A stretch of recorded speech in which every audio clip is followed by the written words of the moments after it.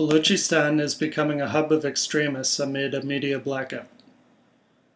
The Pakistani army and security forces have converted the interior of Balochistan into a no-go zone for media, foreign diplomats, humanitarian agencies, and United Nations officials. The state is intentionally concealing human rights abuses and has restricted the entry of international humanitarian agencies who have offered assistance to victims of the September 2013 Mashki Awaran earthquake and to members of the Bugti and Marri tribes, internally displaced by a brutal Pakistani military operation in 2006. In Balochistan, the two former leading newspapers, Daily Asap and Daily Tawar, both had a reputation for reporting from a Baloch perspective and promoting secularism in Balochistan. However, both periodicals have been forced to cease publication. In February of 2009, the chief editor of Daily Asap, Baloch intellectual Jan Mohammed Dashti, was attacked in Quetta and struck by bullets in the head and arm. State agents also harassed and threatened Khadim Ledi, the chief editor of Daily Tawar, along with the rest of his team. The Daily Tawar office in Karachi was subsequently burned to the ground, killing dozens of young Baloch reporters.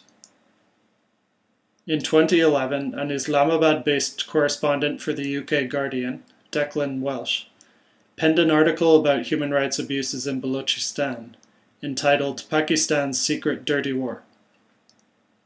Many observers believe his reporting compelled Pakistani authorities to demand that he leave the country.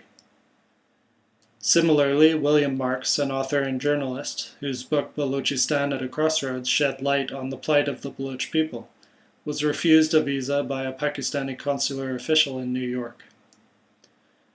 Many Baloch leaders, citizens, and members of the diaspora believe the Pakistani regime is violating international law. Its denial of international assistance to victims of the 2013 earthquake at a time of desperate need is but one example. Chris Lockyer, the local operations manager of Doctors Without Borders, urged the Pakistani authorities to allow impartial humanitarian assistance into the Awaran area in order to respond to any unmet needs. Dr. Allah Nazir, chief of the Baloch Liberation Front and a resident of the earthquake-affected region, stated soon after the disaster that his organization would favor the succor of international humanitarian agencies over the assistance of the local administration, because the role of the Pakistani army in Balochistan, in his view, was not to help but rather to kill. Some of the individuals and families displaced by the 2013 earthquake had experienced dislocation before. In 2006, thousands of Bugti and Marri people were forced to flee their homes and huts following a brutal Pakistani military operation in the Dera Bugti and Kotlu regions.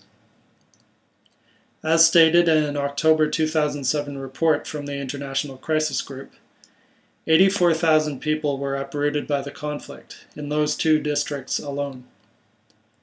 The displaced persons, mostly women and children, were living in makeshift camps without adequate shelter in Jafarabad, Nasirabad, Quetta, Sibi, and Bolan districts. 28% of children 5 and younger were acutely malnourished, and more than 6% were in a state of severe malnourishment. Over 80% of fatalities among those surveyed were among children under 5. The media were denied access to the camps and the homes of people in the conflict zones, making it near impossible for journalists to verify the facts on the ground. The authorities instructed a UN official deployed in the area not to speak to the media. Shortly thereafter, the government went a step further, blocking access to the UN and other aid agencies. Local NGOs, including the AD Foundation, a provider of humanitarian aid and social services to people in need, were also stymied.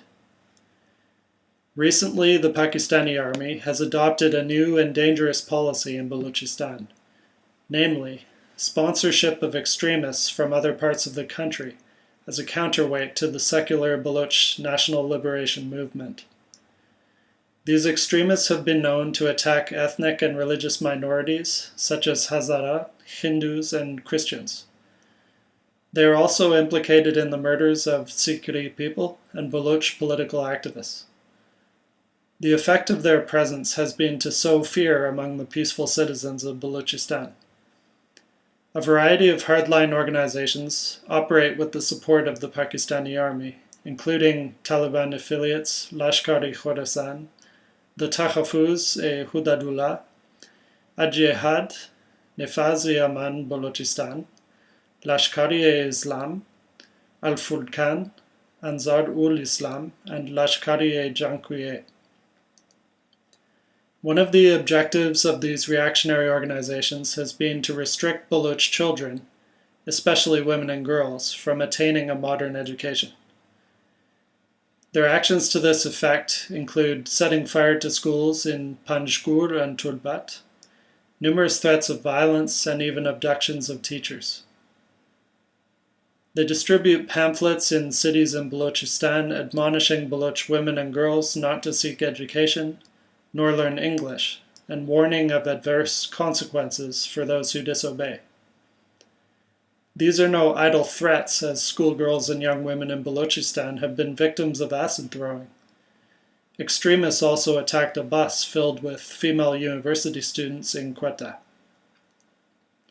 For decades, the Pakistani state has contrived to entrench illiteracy and backwardness in Balochistan. This repressive policy has seriously hindered the ability of the Baloch people to stand up and fight for their birthright through legal and diplomatic channels.